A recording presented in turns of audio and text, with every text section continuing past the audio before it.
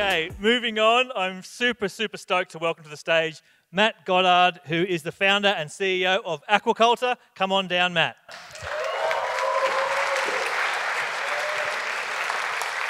Thanks, Tim. Super excited to be here today. 2 years ago, I had an insight which inspired me at the time, but it's something I've struggled to unsee, and that is the fact that we farm our beef, we farm our chicken, we farm our lamb, our wheat, and we farm our rice, but we take our seafood.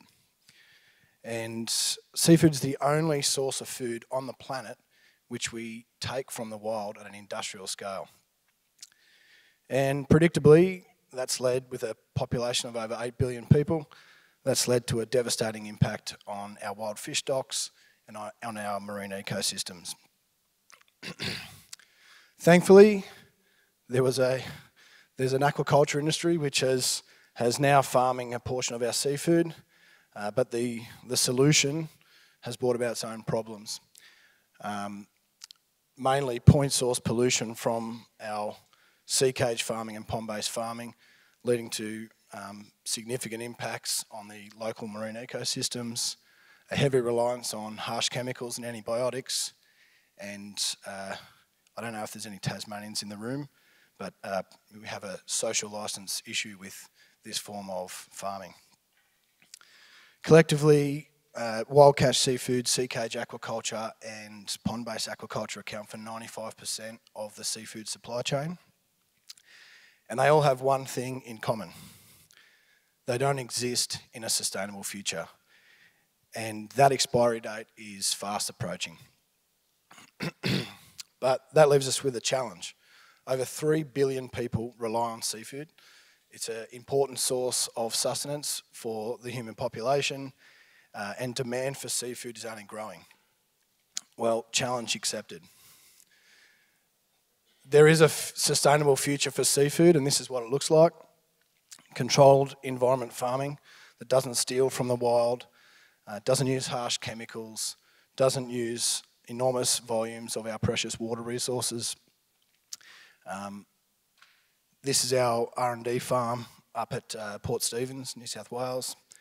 We produce 50 tonnes of barramundi a year out of this. Recirculating aquaculture is the technology which we're building the business out of, and this has the ability to farm seafood in a closed loop environment. A very small land footprint, a very small water footprint, no use of antibiotics, harsh chemicals, and it's the future of seafood.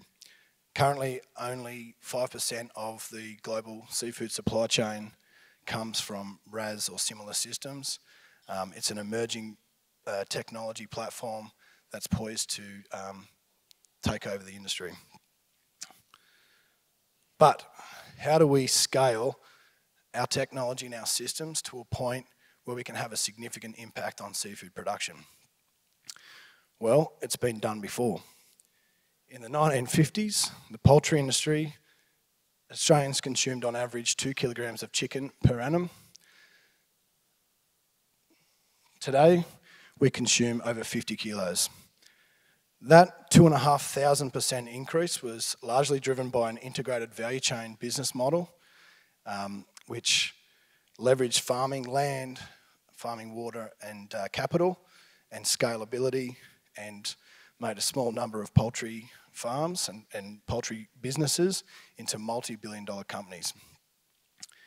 We've adopted that business model and are bringing it to aquaculture for the very first time, and we're working with farmers, unlocking their land, existing land and water assets, and their capital, and scaling out our systems.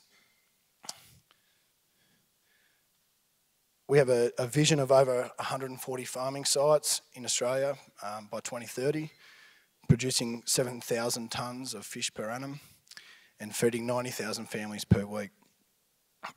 That's leaving 9.5 million fish in the ocean every year. Australia's our starting point. We're looking to expand globally into other leading seafood markets. And that's our vision. Myself and the team are really excited to get after So yeah, thank you. I hope I've given you a bit of an insight today, and if you want to taste the future of seafood, I believe it's being served. Some of our fish from our farm is being served later this evening. Thank you.